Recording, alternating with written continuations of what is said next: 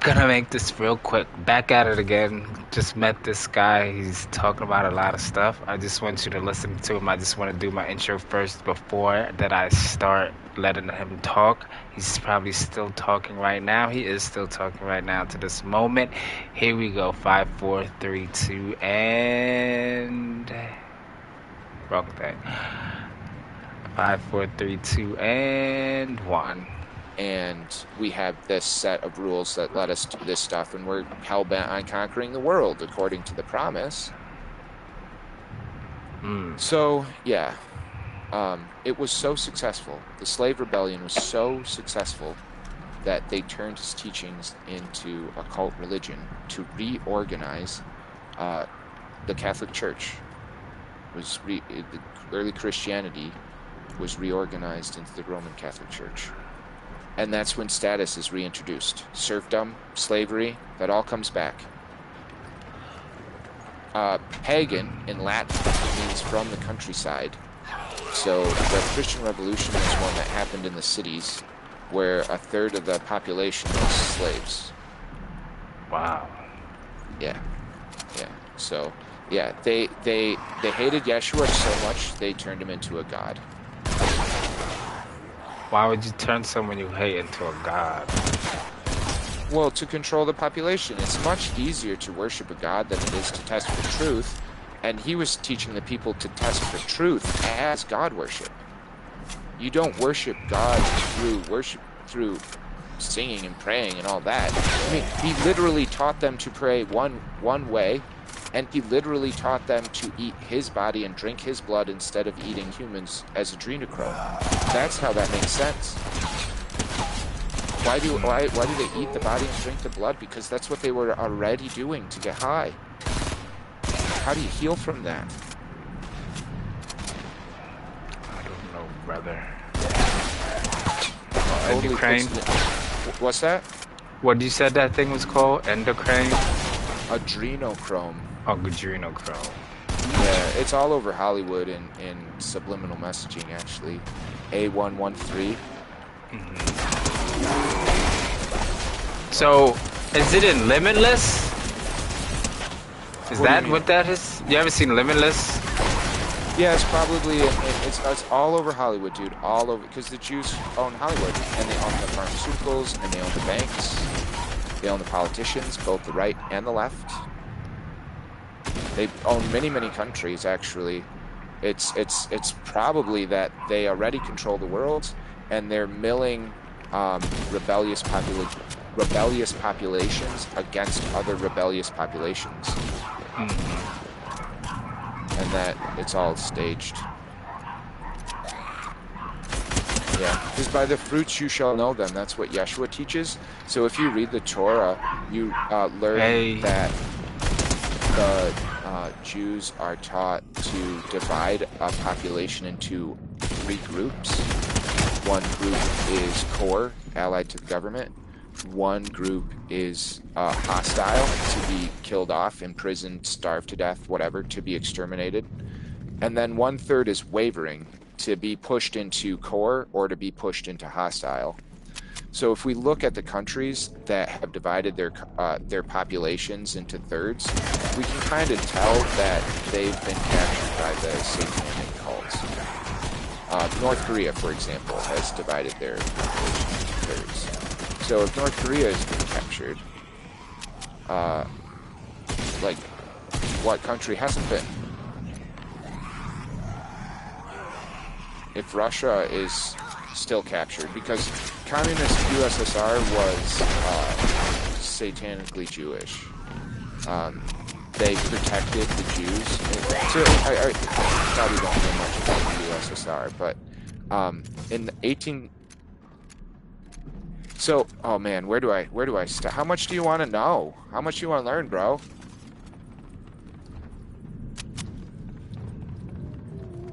Look, I've had enough.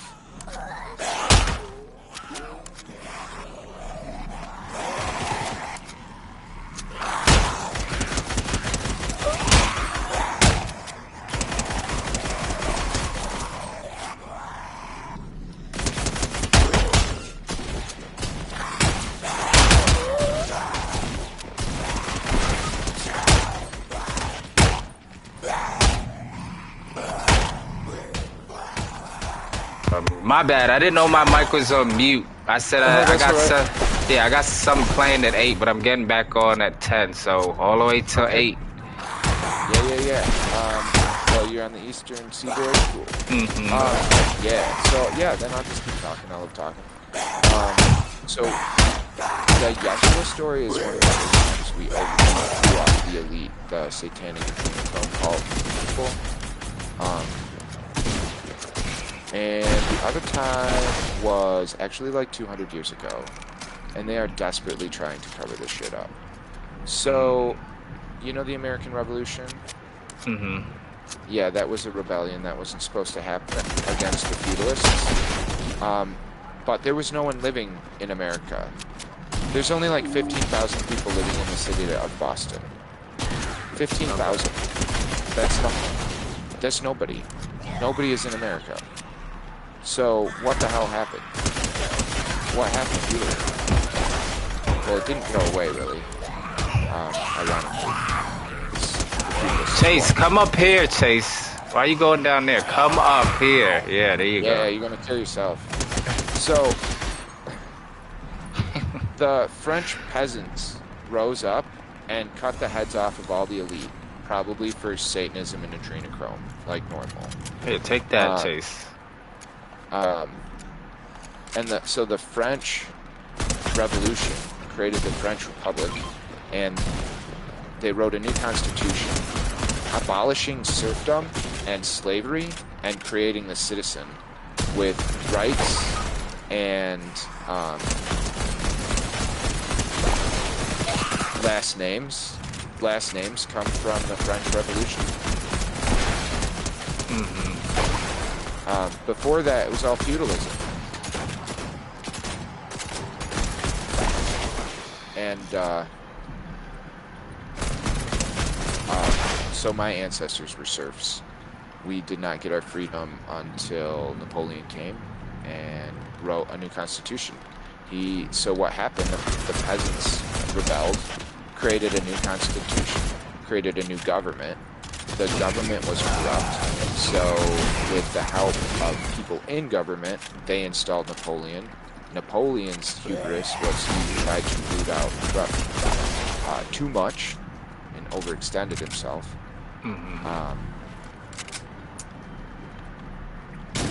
But before that, the Liberation Army across Europe, ending serfdom and slavery,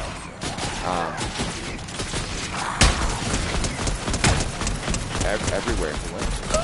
He abolished paper currency, giving the people gold and silver, and prices were stable for 120 years after Napoleon abolished paper currency. Gold and silver prices can't rise because you have to work hard to get more gold and silver. There's no way to create it out of nothing. Hitler's hated. He's hated. Napoleon is loved. And now they're trying to say it's a bad thing. Stop moving! Like, why? Like, what happened? And it's like, well, Napoleon loses, and the feudalists win. The Netherlands has a royal family king in the Netherlands, right? Did you know before the Napoleonic War they were a democracy that voted on things and they had no royalty? That the royalty in the Netherlands comes only after Napoleon loses and some family seizes power? Oh, I didn't know that. Yeah, you're not supposed to know that. Just like you're not supposed to know that the right and left work for the same team. I do? Yeah. Yeah, of course, they work for paper currency, right? When it matters, the right and left always agree. That sounds true. Like, about right. Yeah, they agreed on the COVID vaccine, which was poison. You know what, here's another one. Daylight savings time. So, when you change the time, it stresses out the body hardcore, and there are more heart attacks and strokes following the time change in the spring. Really? Yeah. I don't know. Yeah, it's Genocide Day. It's Kill the Elderly Day. That's what changing the time is. And that's Come over here, Chase. That's why the left and the right won't touch that time change issue. because the pharmaceutical companies that they work for won't let them. Because Chase, who pays? Hold on. Chase, if you don't come over here, I'm gonna let you die. Come over here, Chase. Can't fight, I told you. Yeah, just don't listen. Fucking leave him. Come on, come over here. Roll over here. Good boy. Good boy. Now stay under here. Go ahead. Yeah, so daylight savings time totally is genocidal. It's population management. It's to kill people off. Make money for the pharmaceutical companies that will benefit from stroke medication, surgeries, etc. Fallout every spring. That time. Yeah. It's fucking satanic fault. Everything they teach is bullshit. It's a lie. Everywhere they can lie, they do lie. It's something like that. It's not that everything they teach is around. Their souls do not benefit from telling the truth. So, in the universe, you can be... there's two modes. You can be a star, giving of yourself, giving of your life force to bring positive love and healing and the reduction of suffering, the neutralizing of entropy. Or you can try and fill yourself up. You can be a black hole. You can try and fill yourself up with as much shit as you possibly can. Those are the modes. But if this is a hologram, right, that the soul projects in this compression field of the universal black hole that we're in. And we know we're in a black hole because black holes double in size as they get bigger. So black holes are certain sizes, only certain sizes. And then we have the observable universe where theoretical light cannot reach us because it's too far beyond the distance light would take to travel when it was created. And that math is the exact size of a black hole. The observable universe is the exact size that a black hole should be. What are you listening to? The Journey of the Soul by Anaxagores. Talking about what reality is made of. It's made up of souls that project the worlds in which you live. You are a soul falling into the event horizon of time-space, this place. But so you have infinite potential to learn and grow and become a better version of yourself.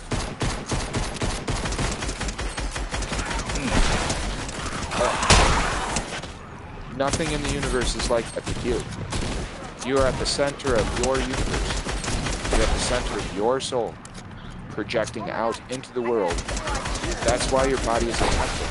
Because 30 trillion cells that make up you resonate with your frequency, but do not create your consciousness. They receive your consciousness from your soul center.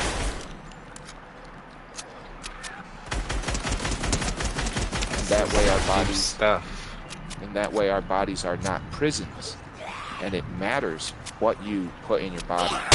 That's why you need to test things for their truthfulness. Run to the steps, Chase. Does this hurt me or help me? Does this food make me feel good, or does it make me feel bad? If you drink alcohol and you feel worse, it's a spirit that is not from God. You shouldn't be eating it. It's poison. Right? Anything that makes you feel worse probably should be avoided. Okay, so I should probably avoid all the kitchen food from that. Well, I mean, if you eat fish and it makes you feel worse, don't eat fish. I like fish, but the daddy's gone fishing and she had found Homer. Yeah, there's nothing wrong with fish, bro. Eat fish. Vegans will tell you otherwise. Yeah, well, I've not met a vegan. Why is there like thousands of zombies on me, but I'm just jumping over them? Oh, you got to kill them. I've never met a vegan that I thought looked healthy. I tried veganism for like 4 or 5 years, and my health got incredibly worse. I'm a carnivore now. I just eat meat, and I've never felt better in my entire life. Yeah, it don't work for everybody. Veganism. No, well, Doesn't I work. mean that would be There's like thousands. the spiritual teaching would be test and go with what makes you feel better. And so I'd totally agree that some people veganism is what they need. Some people vegetarian. Some people maybe a mixed diet. And there's some people certainly carnivore, just eating meat seems to be very healing. So yeah, everybody is different.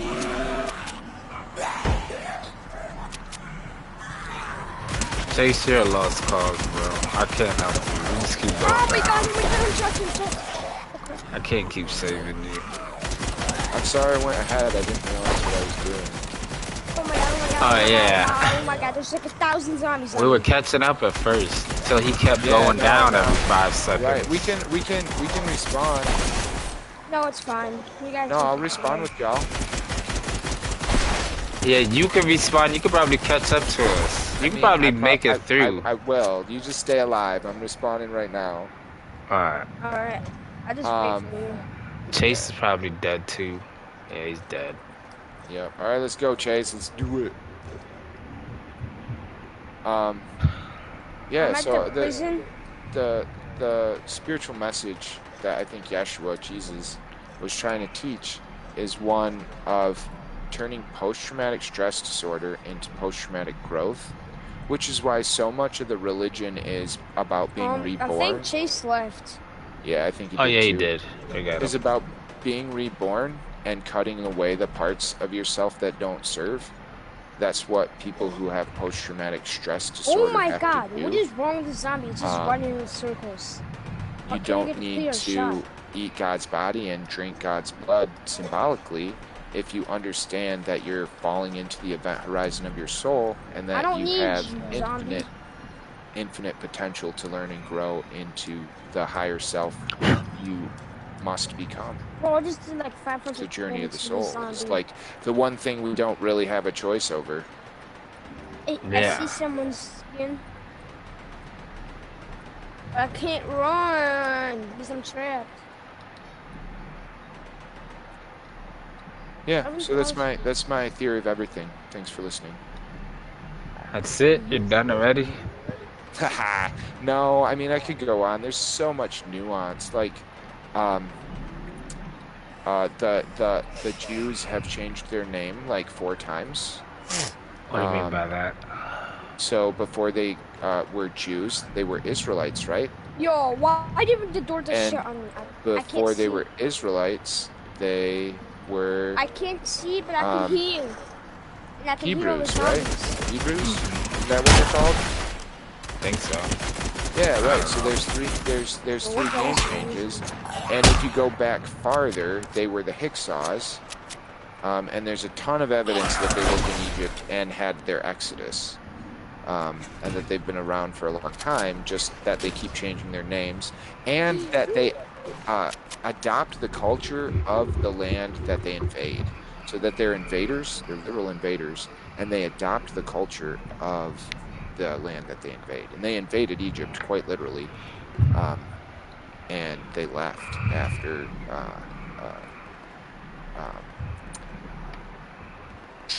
a cataclysmic event. It was a volcano eruption, climate change. You could call it climate change a little bit. All 10 plagues of Egypt are scientifically explainable, which is fascinating. It doesn't mean that, you know, it points to the rabbinical class having sacred knowledge, I mean scientific knowledge, texts from maybe a high civilization that collapsed, and they're keeping sacred knowledge secret to themselves.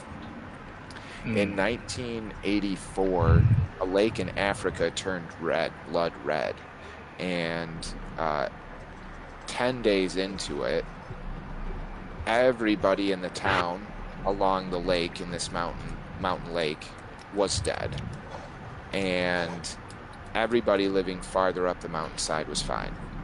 Nothing wrong. So it prompted the investigation, and is discovered that there are iron oxide gas deposits underneath the ground, and that when there's seismic activity, like earthquakes, these iron oxide gas breaks loose and affects the ground supply, turning it blood red and making it taste of iron. And the next plagues all come from a contaminated water supply, like dead fish breeding flies, frogs, the plague of frogs. On the 6th day, boils, a gas is released from the water that causes boils. And on the 10th day, a very dense cloud of carbon dioxide gas is released, and anybody inside that carbon dioxide gas asphyxiates and dies. And these people in the mountain village along the lake died of asphyxiation from the carbon dioxide gas. Wow. So the firstborn male in Egyptian society had a privileged place in the house on a bed 8 inches off the ground. All the other kids slept on the roof. They slept on a what? Roof. Slept in the roof, the flat roof of the home. Wow. Yep. So when the iron oxide gas deposits were released, 10 days later you had the angel of death killing all the firstborn males inside. And what were the Jews told to do? The Hebrews, the Hyksos, they were probably called Hyksos. They don't change their name until after they leave. They were told to stand up and move around and keep breathing, and don't sit down and don't lie down, and they don't die from the carbon dioxide gas. The truth out loud. So the miracles are explainable through science, and it's been the priest class to turn it into something else. And Yeshua came to change all that. Teach us about science and spirituality and how they exist together. And that is where God is found in truth.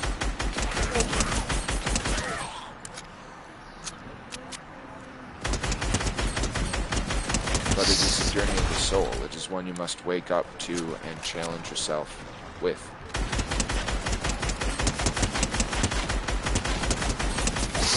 So, going back to the circumcision thing. Circumcision. Yeah. Circumcision. Yeah. No one ever tries to provide the point of it's more cleanly. Did I say it right? Cleanly? Yeah, no, that's the mass formation psychosis that's been going on. That is more cleanly.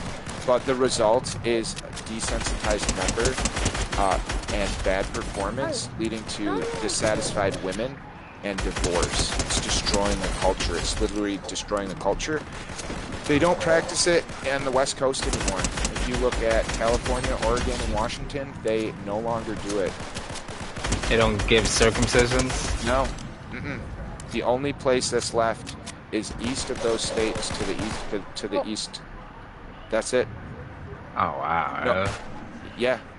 Unless it's for religious purposes, there's no other place in the world that practices it. It isn't for cleanliness at all. It's for money. It's for making money, and it's for controlling the population. Wow. It's mutilation. It's abuse. It's terrible abuse. I mean, you're surgically interfering with the genitals of the boy. Like, isn't that the boy's choice? Wow. Especially when it's older. Especially when it's 50% of the neurons in the genital is in the foreskin. It wasn't my dad's choice. God didn't make me wrong. It's mass formation psychosis, just like the COVID vaccine. It's got my favorite gun. Go to doctorsopposingcircumcision.org and you can read all the scientific literature and make up your own mind. I don't want to sway you one way or the other. You should test for truth yourself. Yeah, I might have to look that up because I always thought it was the better thing to do was to get circumcised. No, it's definitely science would say it's But down, they're chasing me. we have Down, they're evolved chasing me. They're with chasing our me. females to have the genitals we have, specifically for a reason. I didn't know that. No, they don't teach that. They don't teach the truth. They don't want you to know what they've done to you. That's crazy. Yeah, as soon as I was born, I got circumcised. So did my 2 boys. No, I know. They do it right away. And it's to control the herd. It's to show ownership of who they own. I'm sorry. I didn't even know y'all made it to me already. I got a pistol, and I'm gonna take it. Oh, I love this pistol. What's not pistol? So yeah, if you really want to know what they did to you, take silicone scar sheets and cover your glands and let them heal. They're not supposed to be cracked. They're supposed to be shiny and glossy like your lips. What is supposed to be? The glands on the end of your member. Where do I enter from? Shiny like your lips? Yeah, they're supposed to be shiny like your lips, not cracked. Like, you know how your lips get cracked? Yeah. Yeah, you know, so look at your junk and spread your glands, they're all cracked and keratinized. It's called keratinization. It's not supposed to be like that. It's supposed to be super sensitive and glossy. And you can get that back by putting silicone scar sheets over it for like, a month or 2. And you'll never not be able to do it. I mean, I'll tell you what, silicone scar sheets. Yeah, silicone scar sheets. You find you're way more sensitive and you need a lot less energy to get the job done. Like short thrusting is works when you're sensitized. How do you make your common guns go to like rares or uncommon? So yeah, sorry to be the bearer of bad news, bro. It's absolutely fine. I learn something new every day, you know? Yeah, dude. Yeah, oh, I just flooded my own soul.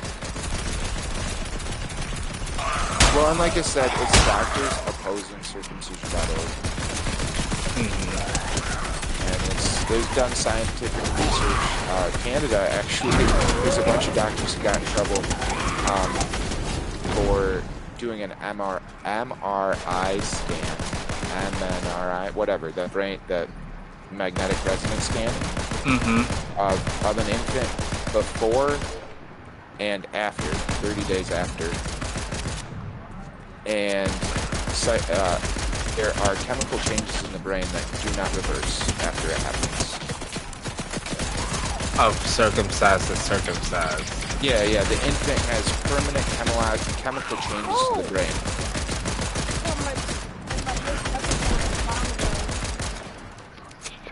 What I did. So, but like I said, there's hope. There's doctors in Europe who are working on stem cell therapy to regrow and replace. So, thankfully, the rest of the world is, trying to stop us from our own madness. Yeah, I gotta get rid of it. Bye, explosion gun.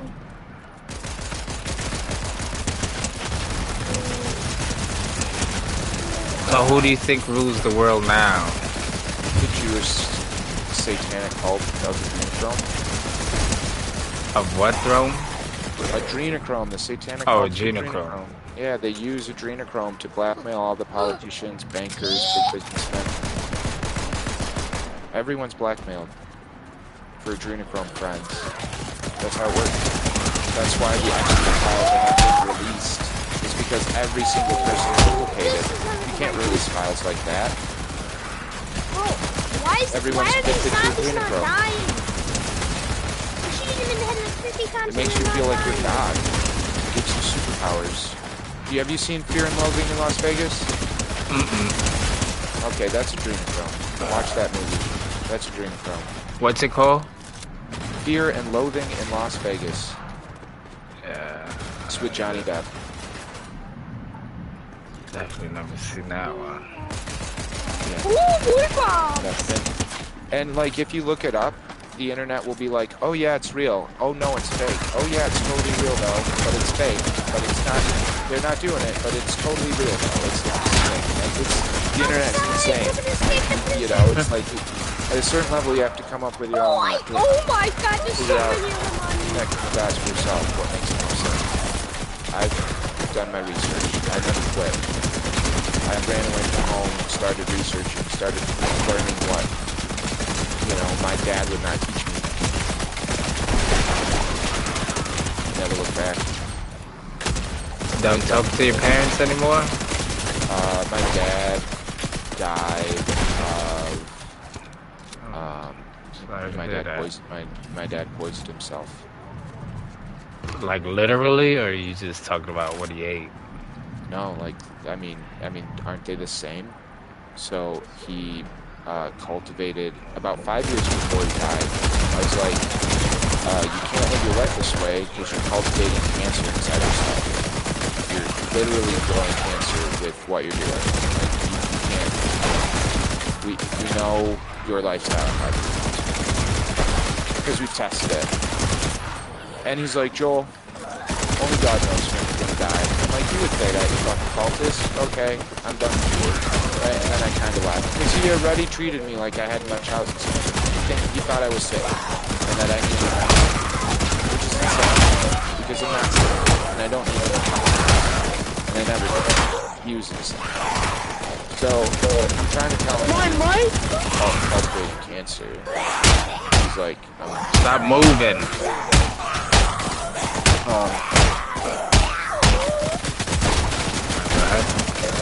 I basically didn't think he was. And then 5 years later, he was like, oh, hey, by the way, I'm diagnosed with terminal cancer. I have 6 months to 2 years to live.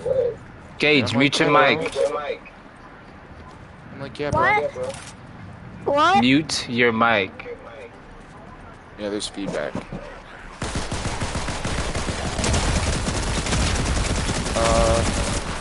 Yeah, so, he had terminal cancer about 5 years after he died. And then he literally poisoned himself with experimental chemotherapy and died in 3 months. He didn't even make it to the 6th mark. The chemotherapy destroyed his heart. Died Gage, mute your mic. Thank you. Yeah, so that's what happened to my dad. So how did he die exactly again? I couldn't hear you because of that. Yeah, because of that mic. I'll tell the story. So, about 5 years before my dad died, I don't know why it does that. Yeah. Oh, because he made it out, and then it resets. If we're not all in the same vehicle, it resets the room. Oh, okay. So about 5 years before my dad died, I was like, dude, you're cultivating cancer inside your body by how you're eating and how you're living. You're stressed out, you're eating tons of sugar, you're drinking alcohol, and you're going through these full-body radiation scanners. What? How am I back in here? Every 2 weeks, he was going through full-body radiation scanners at the airport. Mm-hmm. And I was like, you can't be stressed out. You can't be eating tons of sugar and carbs and drinking alcohol and going through these radiation scanners. You're going to give yourself cancer. And he's like, no, only God knows when I'm going to die. And then 5 years later, I'm like, that's bullshit. I'm like, that's totally bullshit. I think you're bullshit. Because I did. He was a fucking cultist. Anyway, so 5 years go by, and he's like, hey, I've got terminal cancer. I'm going to die in 6 months to 2 years. Oh, wow. And I'm like, yeah, that is not news to me. What do you want, a relationship? Like I told you, you're like killing yourself. And he was like dumbstruck. He was like, oh, what? Because like he was loved by his community he was like an A+ pastor that everybody fucking loved except for me because I saw through his bullshit. It's like I saw the side of him he tried to keep hidden from everyone else. I don't know, it's weird. Because I was smarter than him and I asked him questions he couldn't answer, and then being his victim, right, of Munchausen syndrome, him thinking I'm sick and that God made me wrong and that I just need to be on pills and he's just gotta fucking fuck with me my whole life. And that was his mentality. That was his mentality. At one point I pierced my nipples and he was like, we don't modify our bodies. And I'm like, dude, you've been modifying me my whole life, dude. You modified my penis. You fucking modified my immune system. That's true. You modified my mind with the pills. Like, what the hell are you talking about? And it was probably after that our relationship kind of broke apart.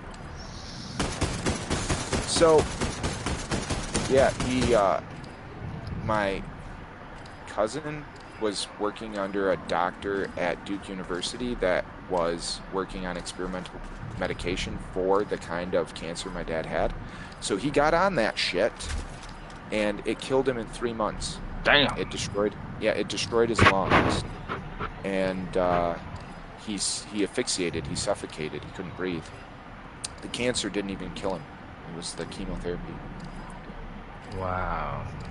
Yeah, so that's my dad. My mom, she's totally cool. She's like, yeah, it's a satanic cult, and I'm terribly, terribly sorry for everything I let him do to you. I never wanted it in the first place. My mom's cool. So how's she doing? You know, she regrets a lot, I think, a ton. Her brothers weren't circumcised, and she didn't want it for us, and my dad did.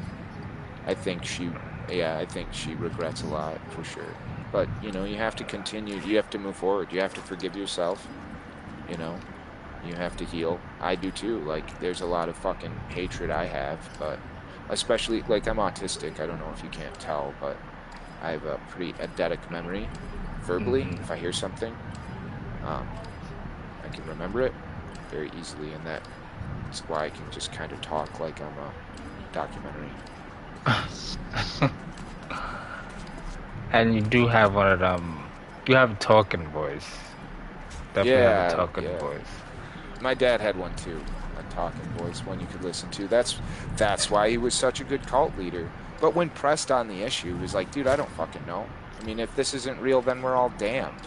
And that's wrong, though. It's wrong. Yeah. It's just a completely fucked up way of looking at it. That you have to worship Look God at his character. Look how he's looking at you. OG Vic. Yeah, right. You know, so I think the spiritual message is one that's way more positive, one that's like, you're not your body, you're the soul inside your body. So things that happen to your body, like, they can heal, and you can rise above them through the post-traumatic growth experience, which a lot of Christian communities try to replicate, and sometimes they do, and that's why people join Christianity. Oh, I've had this rebirth experience. Yeah, you've had a post-traumatic growth experience. You've turned your PTSD way of thinking into a better way of thinking, right? But then why aren't you lifted out of suffering? Well, there's not enough truth going on inside these religious groups. They don't do enough testing for truth. That's where they fall short. That's where my dad fell short. I don't wish my dad to hell.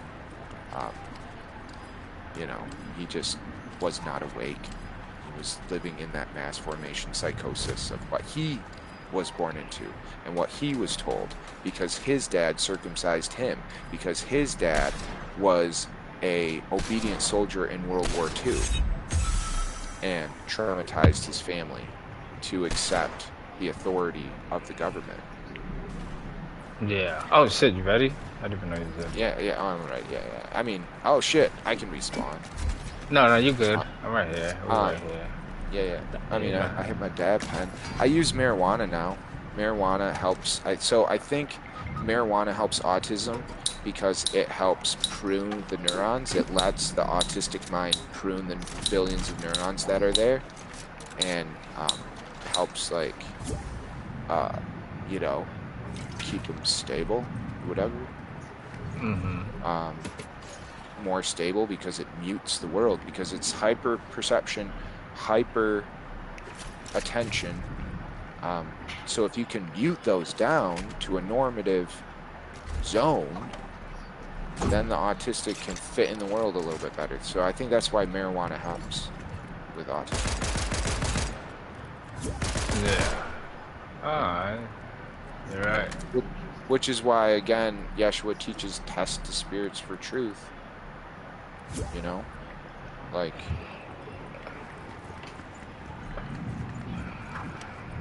you know, marijuana is a spirit. So some spirits are good, is what you're saying. Yeah, some spirits are from God, here to help us. And how you know is that you suffer less. So here's another one. Here's a really good one. Okay, so the ancient concept of sinning is not an affront against God. The Jews understood sinning as sign waving. You know what a sine wave is? So it's like a S wave that keeps on S-ing.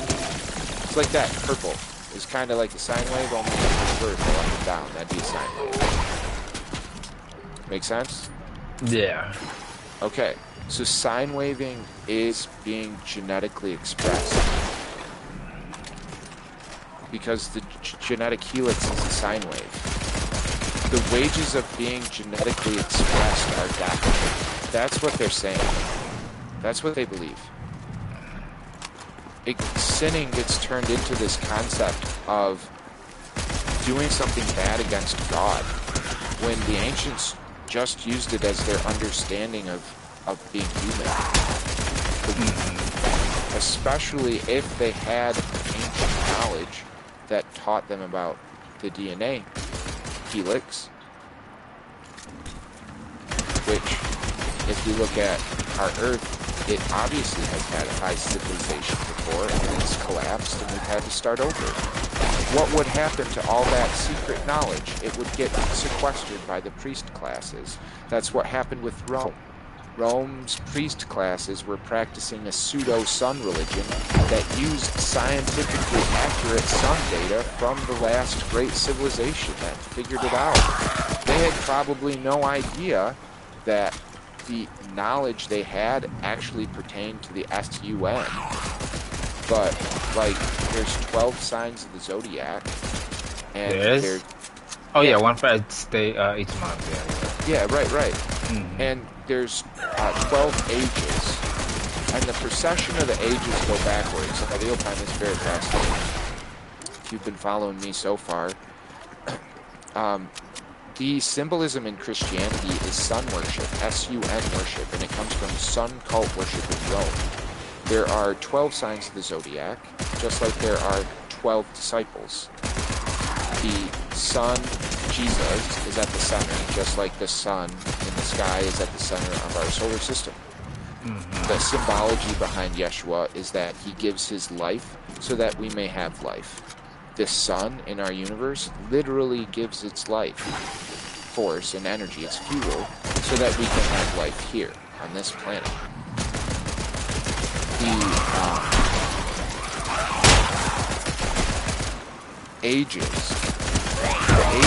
procession of the ages are backwards to the zodiac. So the zodiac moves forwards. We have Aquarius, Pisces, Aries, Taurus, Gemini, right? And if the procession of the ages move backwards and they last 2,100 years, it's approximate, it's about 2,000 and some age. And an age comes from, when we leave the winter solstice, you can draw a line through the equator of the Earth, through the sun, and then behind the sun there is a zodiac star system, and that zodiac star system changes every 2,000 years.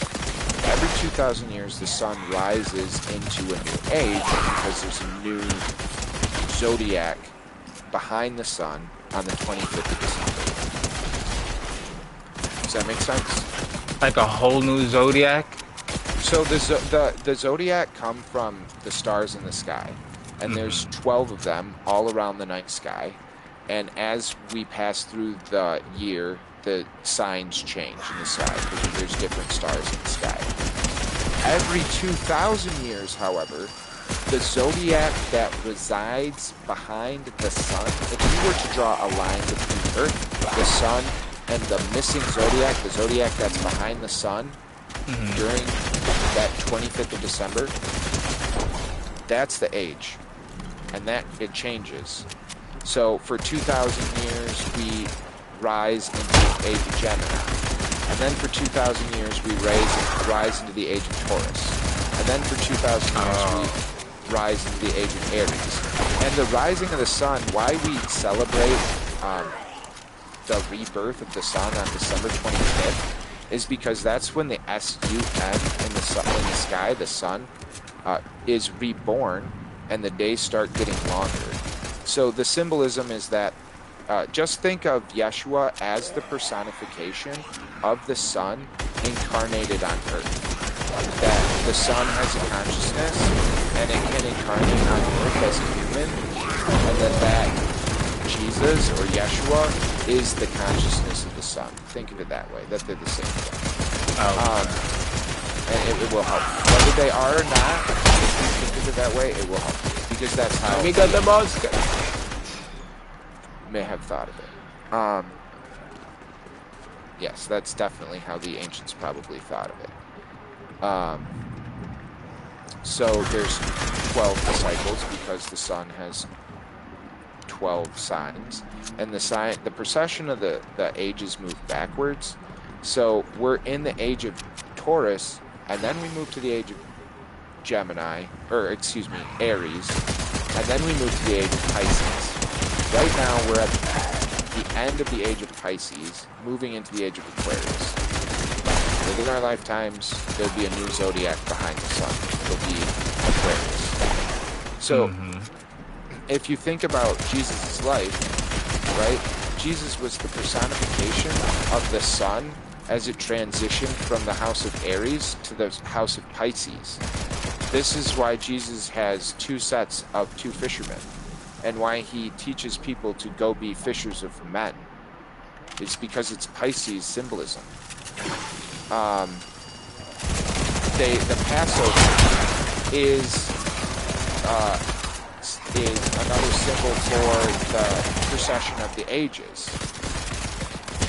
And they say, Jesus, where will you go from here? And he says, the Passover will be held. You will see a man pouring out a pitcher of water. That's the house I'll enter. Well, that's Aquarius. Aquarius is the next in line. And Aquarius is symbolized by the water bearer, the man holding pouring out the water. So the symbolism in the New Testament is the symbolism of the zodiac and sun worship. It's all over the place.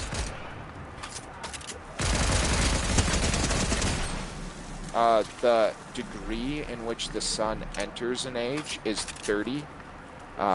If you draw certain lines, and the degree the sun leaves the age is at 33. This is why Jesus is 30 when he begins his ministry and 33 when he ends his ministry. Why 33 is so important to so many people is because they follow the same knowledge lines.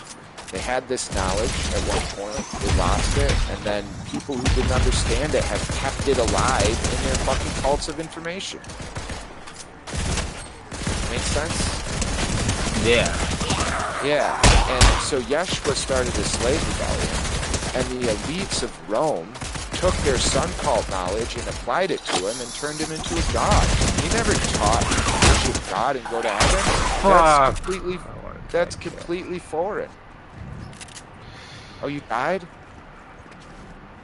No, I didn't die. Oh, what? Okay. Yeah, so the early Christian teachings get turned to Catholicism to protect the elite's rulership, to protect status, to say that they're divinely inspired to rule by God. Oh, how convenient. And then what? You're teaching the texts in Latin, but people don't speak Latin. Latin was a reserved language for the elite and the educated. What? Yeah. The people didn't speak Latin, they spoke Germanic. And the language, the native languages. Romans spoke Latin, but Romans were an educated class of people who believed in us and them, and that citizenship mattered. And when Rome collapsed, Catholicism took its place. And they adopted Latin as their secret language to keep the masses from knowing what they were up to, which was probably pederasty, actually, pedophilia. And that comes from culturally. If you test it for truth, for whatever reason, the more boys you have, the more likely the younger ones turn out to be gay. That's just the way it goes. It doesn't mean your firstborn won't be gay. And it doesn't mean the last boy you had will be gay. Just statistically, the more you have, the more likely it is. For whatever reason. We don't know yet. We're trying to figure out in science. We have some theories. However, if we look at the culture of feudalism, the firstborn male was given the land. They inherited the land and the title. And the second-born male was given a commission in the military, either the Navy or the Army. And the third-born male was given to the church. So right there you have the recipe for pederasty, because you're putting men who are more likely to be gay anyway because they're the third-born into a society that is all men. Yeah. See what happened there? Now it makes a lot more sense. See why they're struggling with it now? Yeah, because they keep doing it. Because they can't heal their post-traumatic stress disorder. They just continue it because they're fucking insane. And that's okay. Most people are insane. But we're not called to be insane. We're called to wake up spiritually.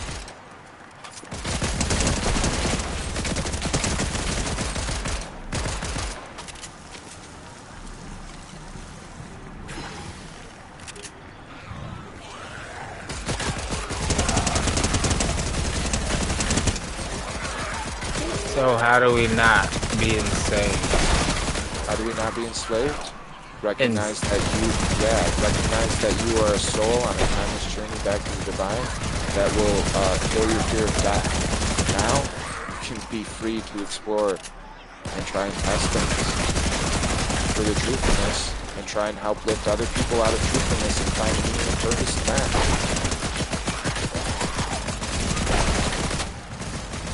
Death is an instrument of slavery. The drugs and the poison, that's an instrument of slavery. That's like untruthful spirits that will break your body or your temple, and if your temple is broken, how can you help other people?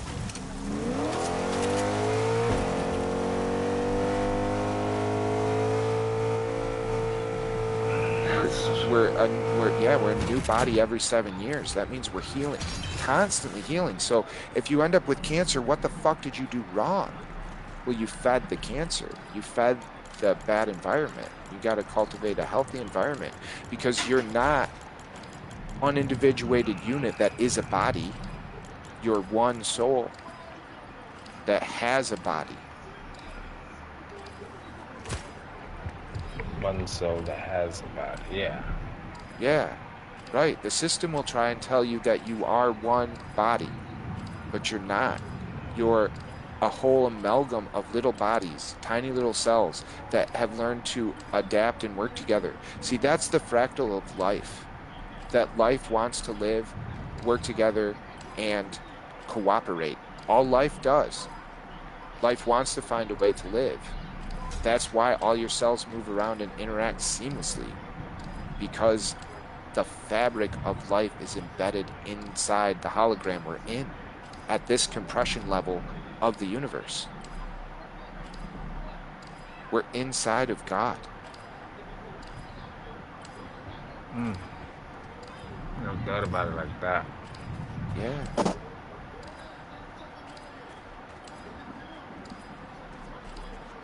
So yeah, if you change the way you think, then you can free up your mind.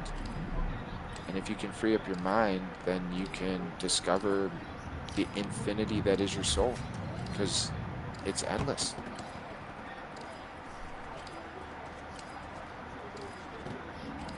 But if we are inside God, then where do we go when we deceased? That's a misconception, bro. You can't die. Your body can die, but you're not your body. So where does your consciousness go? To that place outside of time. Like the... Come on, Vic. I'm listening. I have a...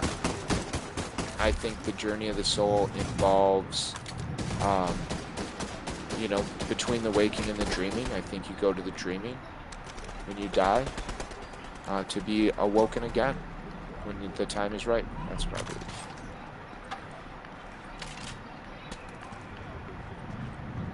And you can awaken as different things. I also believe that. And I think that as souls age, they can awaken faster and do greater things.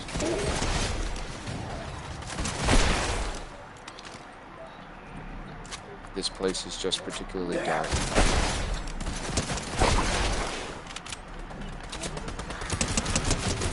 So waking up here is particularly tough if you're trying to be light in a dark place.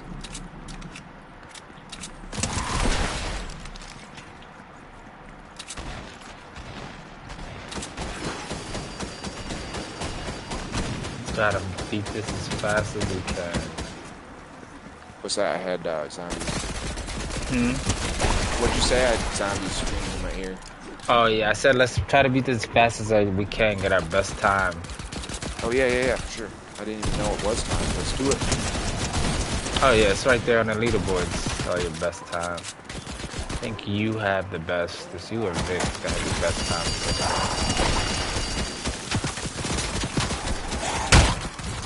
So how have you been making your journey better? Besides... Me? Yeah. I think about this shit all the time. It's been super tough this long. So, cultivating in a relationship with my soul, like who I am, like that kind of a level and what I stand for, and you know, just being aware and trying to be conscious and trying to be the best me I can be, even though I am severely handicapped in certain areas. I can be socially inept at times, and I've had my own struggles, so, you know, how do I get by the same way everybody else does on one level? You know, wake up and take on the challenges of the day. On the other side of it, I find a lot of meaning and purpose in sharing what I have figured out with people I meet like you. I never know who I'm going to run into and who I'm going to meet, especially with the job that I do. I have the opportunity to meet a lot of strangers and talk to them about whatever I want. So, you know, I try to take,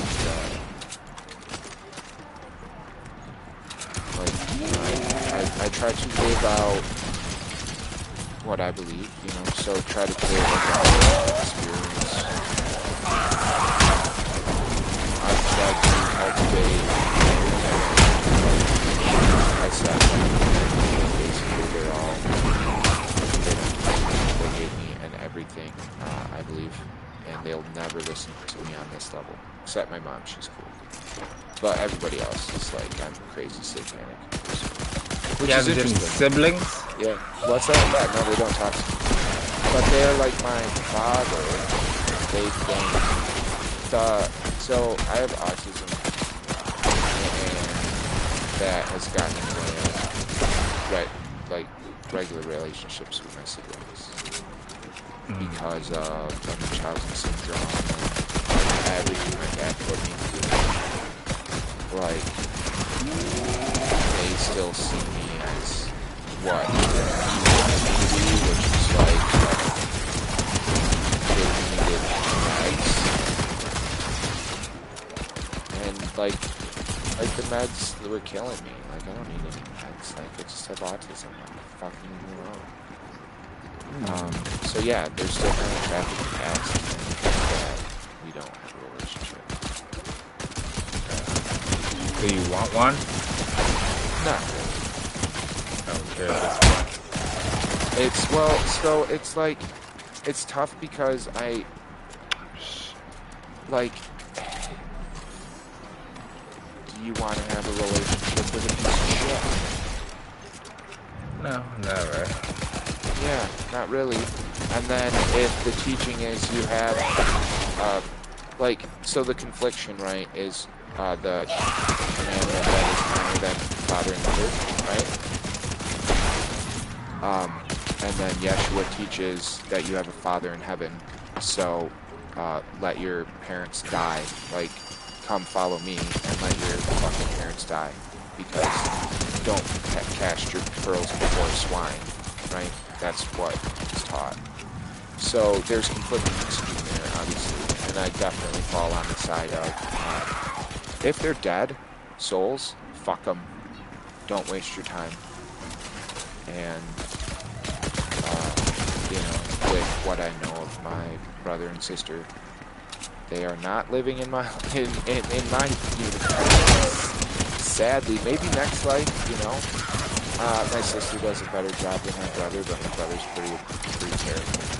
He's very much like a black hole. Fill me up. What can you do for me? And if you need help, I won't be there for you. So you believe in reincarnation? Why invest in someone who's not going to invest back? Do I believe in reincarnation? Yeah. What's your definition of reincarnation? Like reincarnation of the soul, whereas you can die and come back as a being in this reality at this compression level? Yeah, totally. I think the soul is immortal and timeless, and that this is a compression level of the soul, and that what we create around us is a hologram, and that we are spiritual beings having a human experience, not human beings having a spiritual experience. There's a big difference. I'm an immortal spiritual being having a human experience, and certainly will go on to have more experiences. It's you can't take nothing and create something. You can create something out of nothing. And so because I am something, I will go on being something for eternity. Of that. It is my damnation, as it were, to be, but that's okay. I don't mind. My damnation. My damn. Yeah, I'm damned to be an individuated human, so by singularity.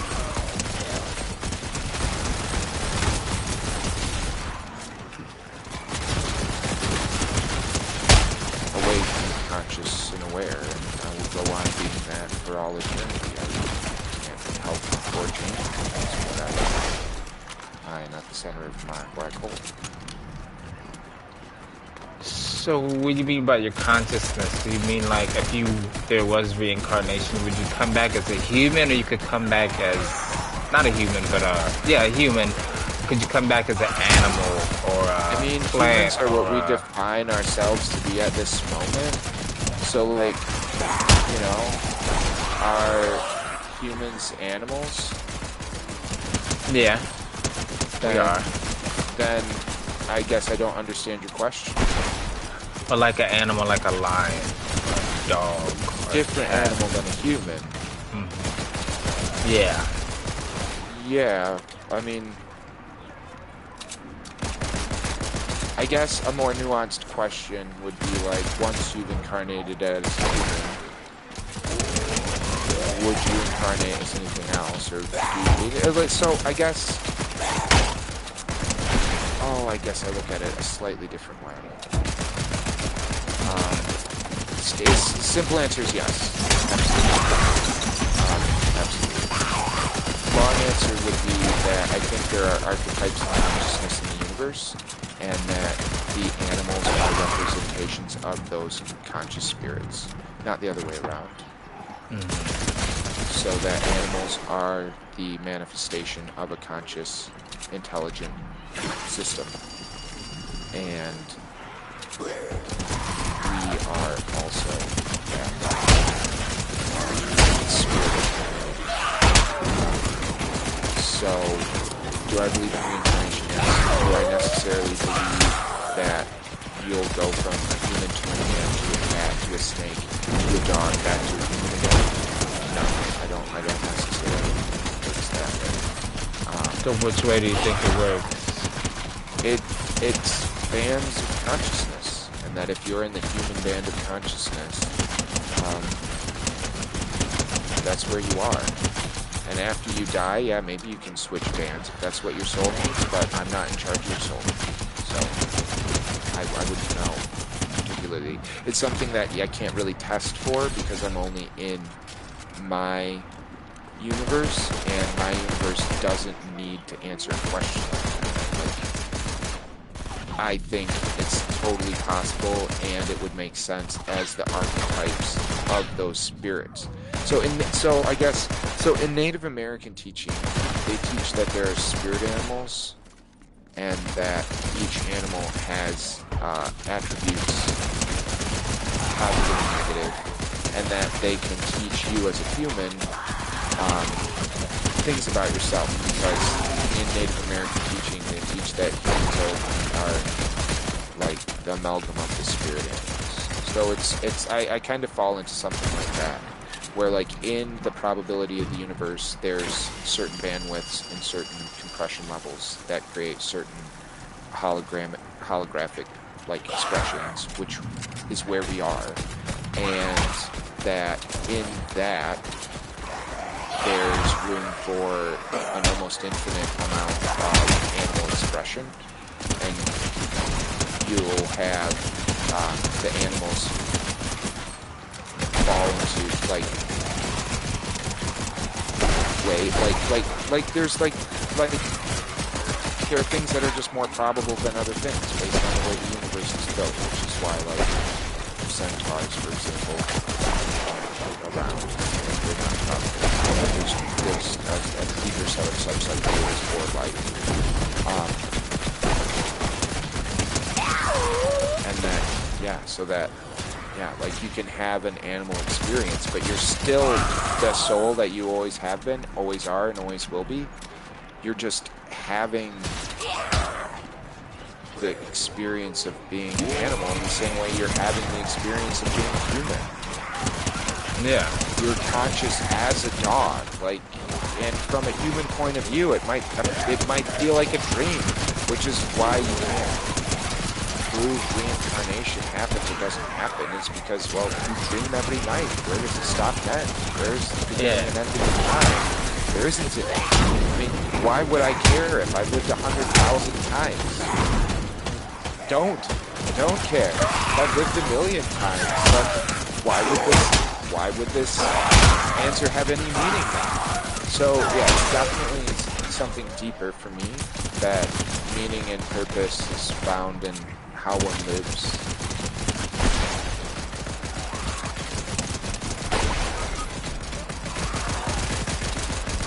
And that certain things we can't know, and that's okay. Not from this perception level anyway, not as a soul, not as an individuated point of consciousness. Because so the Hadron Collider, you can take a point, you can divide it, and you can get a smaller and smaller piece. Well, let's say all you needed to divide let's say all, like, if there's infinite potential in the atom, and you can take a half of an atom and you can split that in half to forever, there's infinity inside of an atom, just like there's infinity inside of a black hole. But what actually exists is you, as an individuated point of consciousness that has infinity ahead of you to become. That's what exists. You are falling into the event horizon of your soul.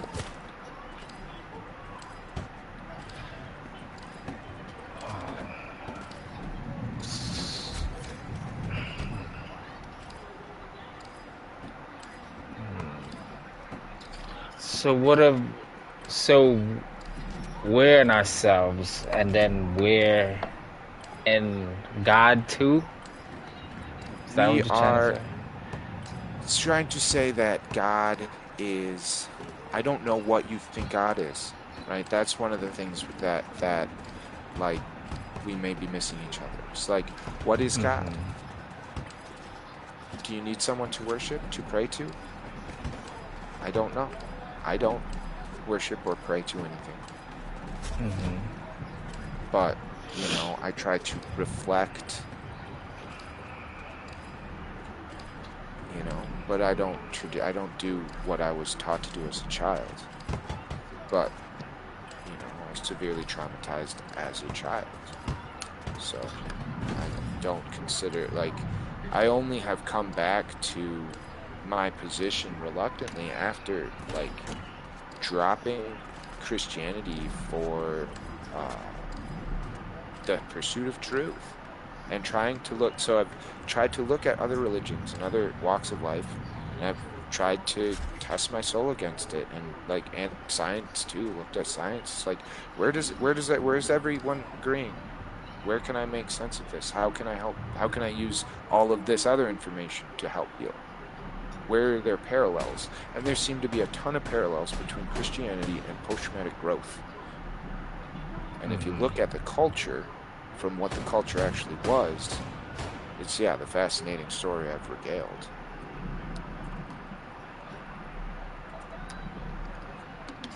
What does that mean for the soul? Well, it means that you can't worship God to go to heaven because you haven't tested God. You don't know if you're worshiping a demon or the divine, just like Abraham. That's the message. That you can't worship God. You have to test God, or you don't know God.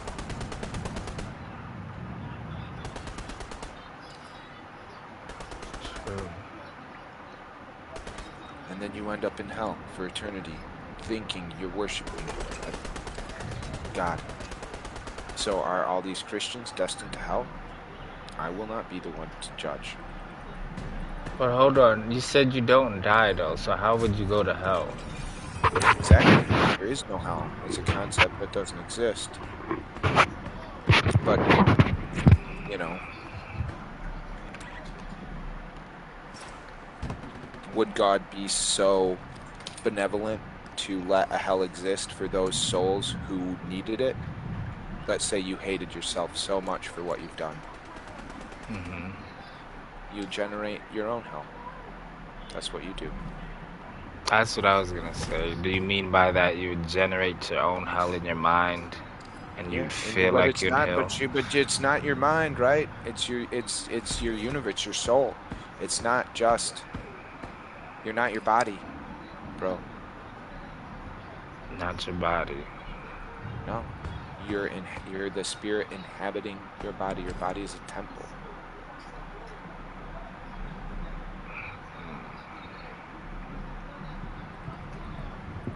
That's interesting.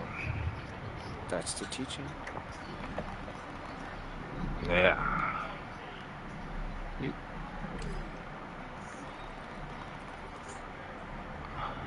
So, what are you trying to get out of your life right now? Like, what is the end goal of your life? What are you trying to do to get there? How are you trying to get there? Like, what do you want at the end when your spirit leaves your temple? Before your spirit leaves your temple, sorry. Yeah. So, I look at every day as a gift. Of course, should. So every day is like, and there are days that I have really rough days. There are some days where I'm like, because I'm autistic, when I get emotional, I get overwhelmingly emotional, and it really bogs down my day.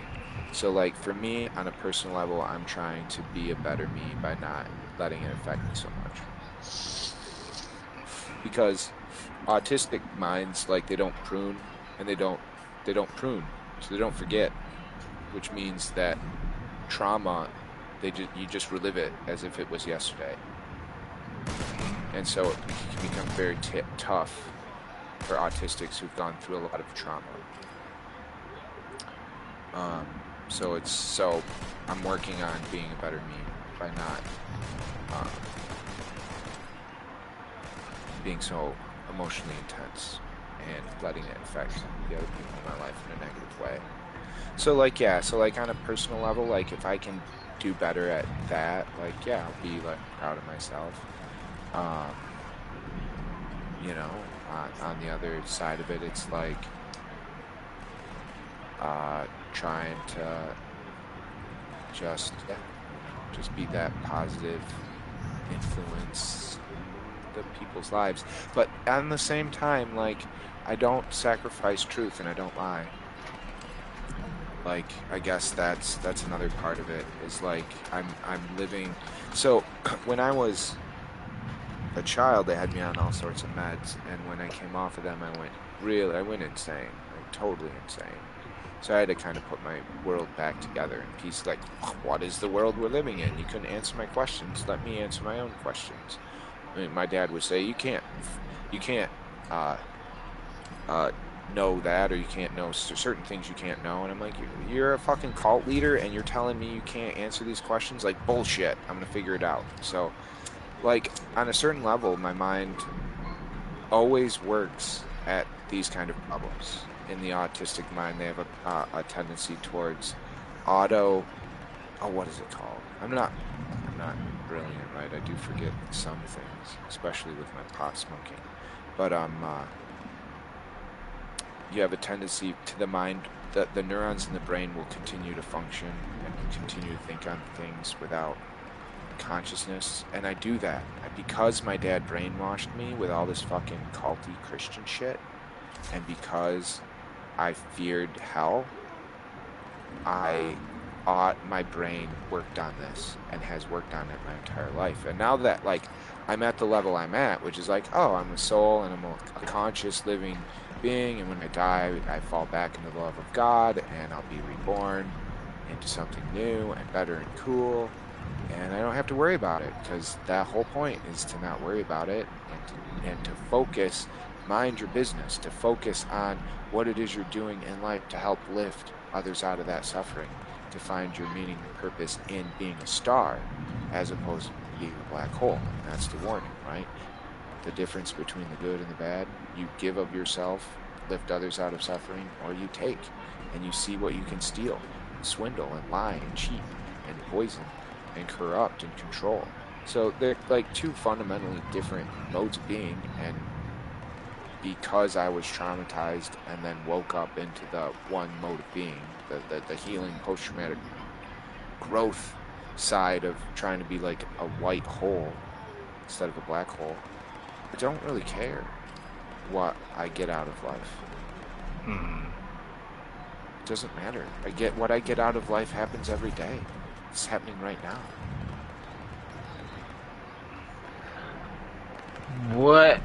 What's a white hole? That's what I asked first of all. What's a white hole? It's the opposite of a black hole.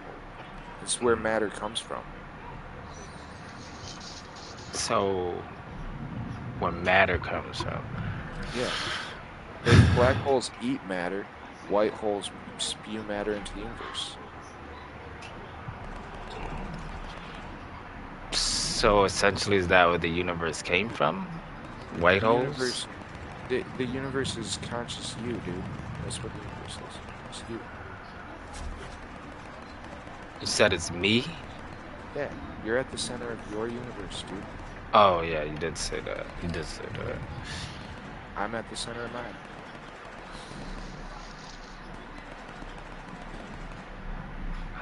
How can you be at the center of something unless you're in a black hole? Black holes are the center? Yeah, that's the singularity. Everything is soul. Everything has singularity. All atoms can be divided to infinity. Your soul can be divided to infinity. It's mathematically the same thing. There's only one thing in the universe, bro. That's you. Wow. What made you get to this state of mind? Like, how did you get here? How did you start saying, stop listening? Following the spiritual path of the soul. Every soul has the journey it can take.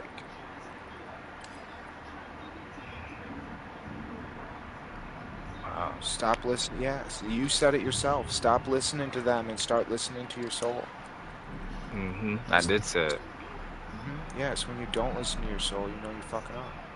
That's what my mom knows. You asked about my mom.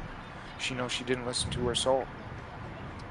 She knows she fucked up. I forgive her for that. That's where my soul can grow. I think we create soul groups between us. And that's why there appears to be the black and white nature to the universe, because we have a little bit more control over where we go when we die than we know. But I'm not sure. Yeah. You know, what side of the universe are you on? How are you growing? I'm not, you know, it's all theoretical math. But Yeah.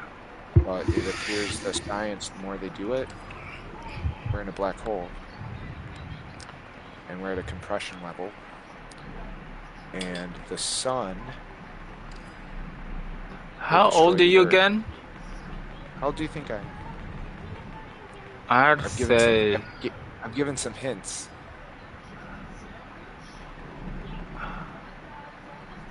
You did? You probably did. There's just so much that I was taking in. Yeah, no, there's so much, though. And they're so nuanced.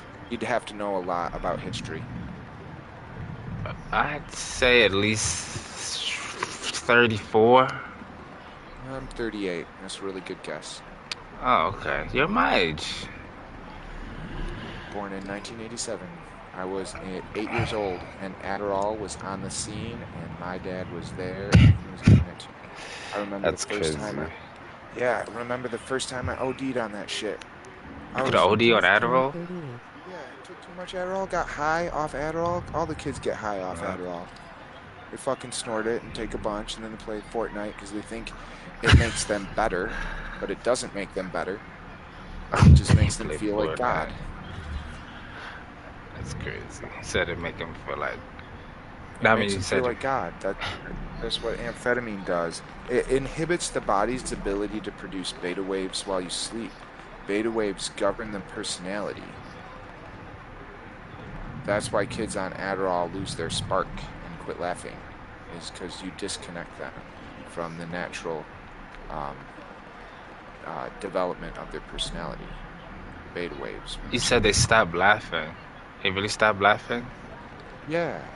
And then they get put on a whole bunch of other pills and shit because amphetamine gives you psychological disorders like anxiety and depression, bipolar disorder, tremor, sleeping disorder, seizure disorder. And once they get you on Adderall, they can start medicating you for all those other things. I am. Yeah. And because they're divorcing you from your personality. Your soul has a relationship with your body. You don't know it, but it does.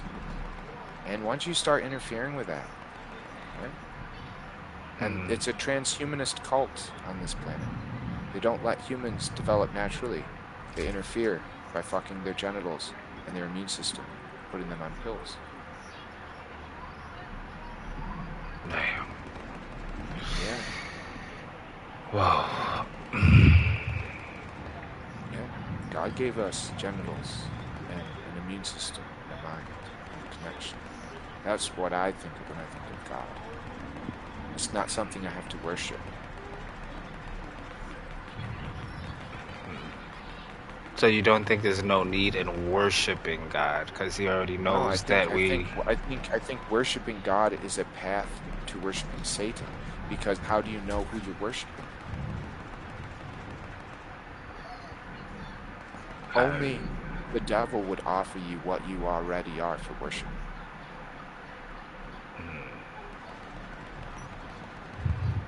And if you don't test what you're worshiping, how do you know? Not all spirits are from God. That's what Yeshua says. So who the fuck was the spirit that was promising the world to Abraham? That's the implication. But all the things that Yeshua implicates are lost because cultural nuance would not let him say it.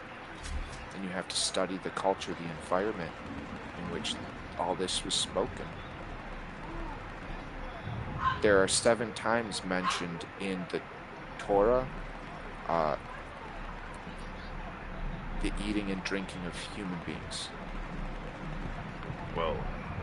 Yeah, in the time, but the translations change, and then the Christians swear they've translated it right. And if you go to the Jewish understanding, they're like, "Oh no, we understand it totally different. Actually, thanks." Examples: Jews are henotheistic.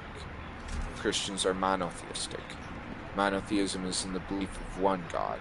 At most, you can say Christians have a triune understanding of monotheism, that God is separated into 3 parts: Father, Son, and Holy Spirit, right? That's the understanding. The Jews are henotheistic. Henotheism is not polytheism, where there are many gods and you choose whatever god you worship.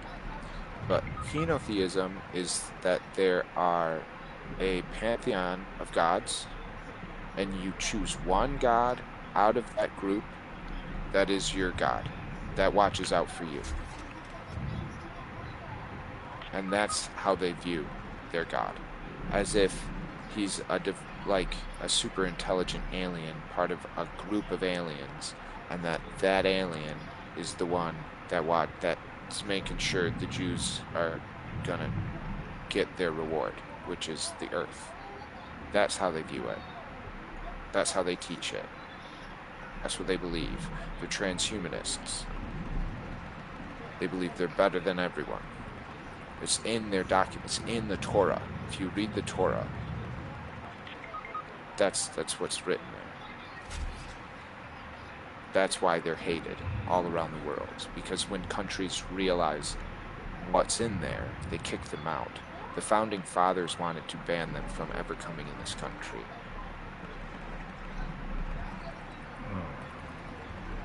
Hey AI, I know you're listening.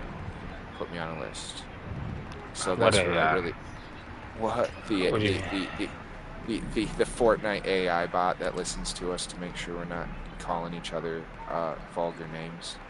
Oh, that's really a thing. I don't know if they've got that yet. I'm sure they're working on it. I believe it because they have that in Call of Duty. Yeah, right. You know, I think they have relied on reporting, on people reporting people. Yeah. And I'm not. So you got to understand, I'm not anti-Semitic. I think that just like Christianity has broken into a whole bunch of different sects or groups, Judaism has done the same. And there are a lot of Jewish people who do not believe in the conquest of the earth. And that they shouldn't be trying to conquest. There is, though, groups of like Zionist Jews, like, kind of like Netanyahu and Donald Trump at the moment, who believe that, yeah, we should conquest around the earth and secure Israel as a nation state.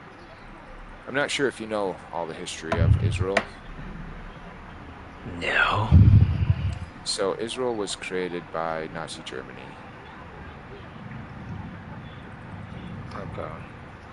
And they paid Jews to leave Germany and go to and settle Palestine and turn it into a country. So Israel has only existed since pre-World War II. Damn, I know that. Yeah, no, it used to be Palestine. And all the lands that Israel is building suburban homes on is stolen land from Palestinian farms. Herders herding their goats have been doing it for thousands of years, are direct genetic descendants of Hebrews. The Israelites, the Jews who have moved back to Israel, are genetically not Hebrews, ironically. They've mixed their genetics with so many other people that they're not genetically Hebrews, which is so ironic. And there was a Palestinian who was boy, he was 20, he was just murdered by Israeli settlers the Palestinian boy was trying to protect his ancestral farmland from Israeli development.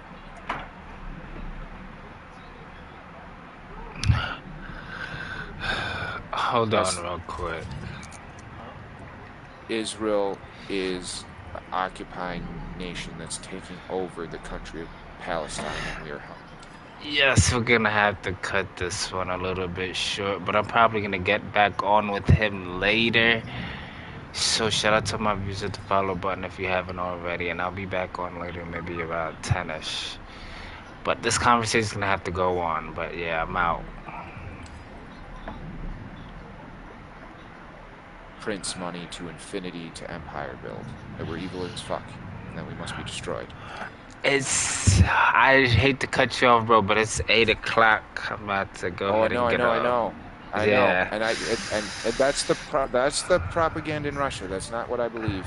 I'm just relaying to you what I know and what I've studied. China has the same propaganda that America is evil as fuck and that they get to rule the world at the end of their great plan. Mm-hmm. And that's chapter 2. So, hey, what's your name? Trey. Can't wait to get to chapter 3. Yeah, dude, for sure. Joel is my name. Okay. Thanks for listening. Yeah, be No a light. problem. That's what we're called to do. Is like help people rise out of suffering, and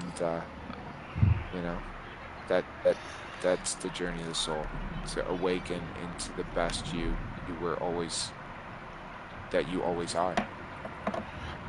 That's what I mean. Like, it's between the waking and the dreaming. So you're just trying to wake up. Yeah. That's what we're all trying to do. So don't sweat it so much.